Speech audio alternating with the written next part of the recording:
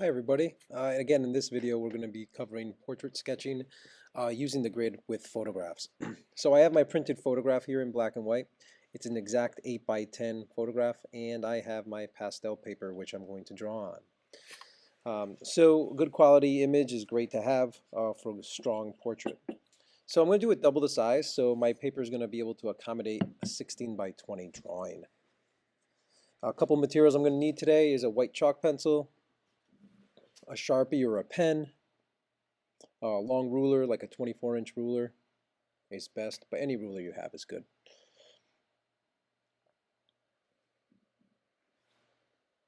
Okay, once we have that, we're going to get moving on to getting our grid set up. Okay, the first step we're going to do is we're going to grid our photograph. We're going to grid it every inch using the grid scale technique.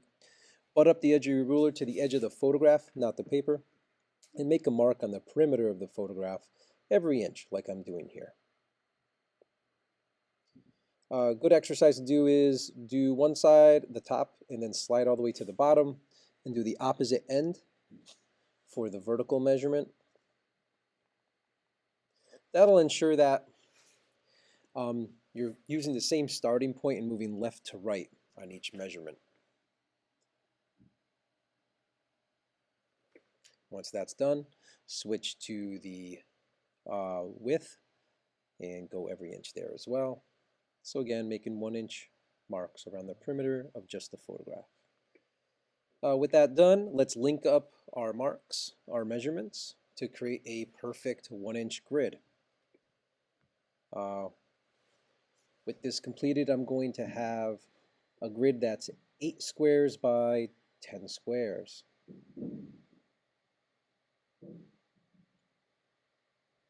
I like using a pen.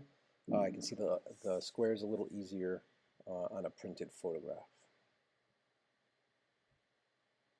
Okay, now that that's completed, we have to create the same type of grid on our larger drawing. That means we're going to still have 8 squares by 10 squares, just on a larger scale. So since I'm going to be doing a 16 by 20, which is twice the size, I'm going to do 2 inches for my squares. The first thing I like to do is I like to use a drawing paper that's slightly larger than my drawing itself. And right now with the ruler, I'm creating a guided border. You can choose to do this or not, but it helps me out with not ruining my paper. So moving across, I'm going to make 2 inch marks as I go across to get 8 squares. And I'm going to stop at 16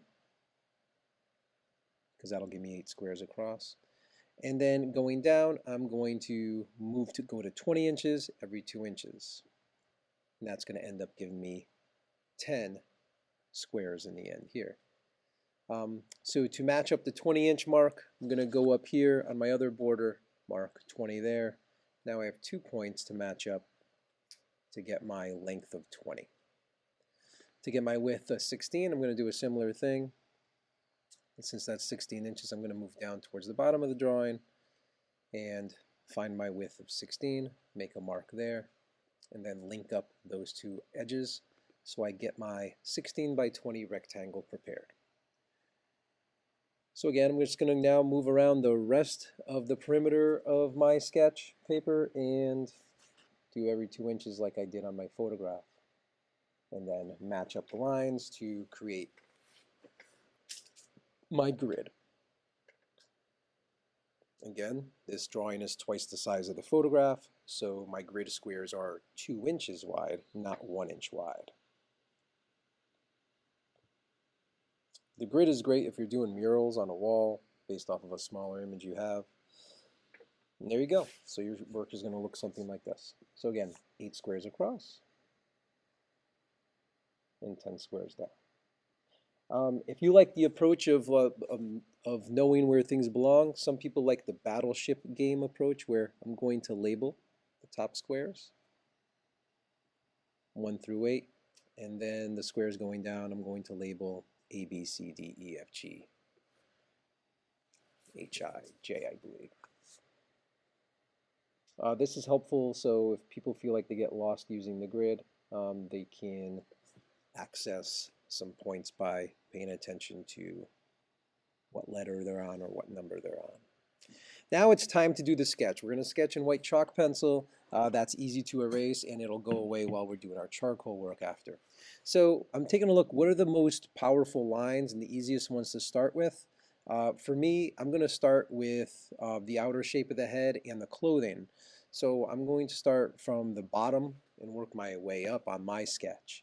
What I wouldn't do is start in an area where it's really busy or difficult to see, such as the hair or where the eyes are. So right, what I'm going to do now is I am paying attention to the lines and shapes that are moving throughout my squares and matching that up on my larger grid. Again, we're doing a line art sketch, so we're not worried about shading. And I'm building it up. Hang tight for a quick tip in a second. If you get to an area where you're struggling or need to double check your work, but it's, so I got a little bit of a tip here for you when using the grid.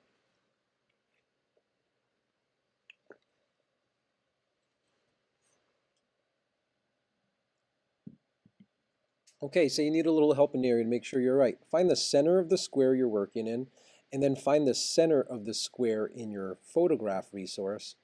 And that can help serve as a compass to match up your angles. You can further break up a smaller grid inside of there and do the same thing on your drawing paper to further help you see where your lines are going. Helps you focus and pay attention if you run into some trouble spots. Okay, with that said, I'm going to move on to the rest of my sketch and do all the dominant lines that I see, keep comparing angles, and finish my sketch up.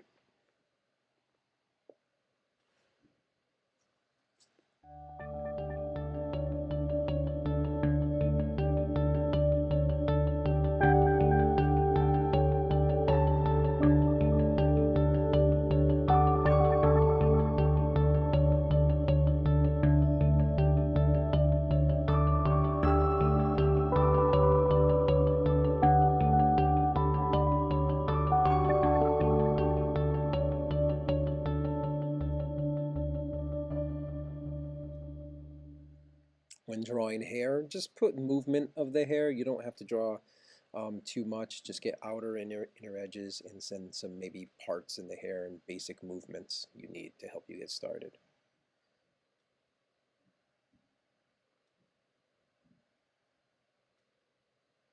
When you draw features of the face, once you draw one correctly, it helps you compare other features to make sure you're on the right track.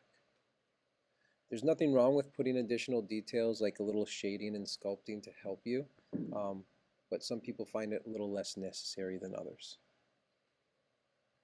Okay, there's my completed sketch. Now I'm ready for the next step. We'll be covering building tone and adding details next. Thank you.